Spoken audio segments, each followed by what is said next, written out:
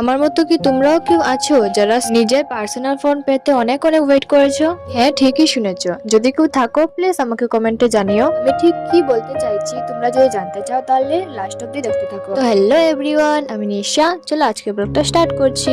আজকের ভিডিওটা almost 1 week আগের, যেদিনকে আমার মোবাইল কেনা হয়েছিল। অন্য দিনের মতোই বাবু চলে গিয়েছিল দোকানে দোকানে সেল করার জন্য সকাল সকাল। তো সেদিন তো আমি সকাল থেকেই জানতাম যে আজকে তো আমার মোবাইল আসতে চলেছে। আমি তো ছিলাম খুবই খুশি। How I was excited that time I can't explain. ভিডিওটা এন্ড অব্দি আমার সাথে দেখতে থাকো, তবে জানতে পারবে। স্টার্টিং এ যেহেতু বলেছিলাম যে নিজের পার্সোনাল ফোন পেতে অনেক অনেক ওয়েট করেছি। সবার ঘরে যেরকম নর্মাল একটা স্মার্টফোন থাকে সবার ইউজের জন্য, তো আমার ঘরেও সেম একটা স্মার্টফোন ছিল।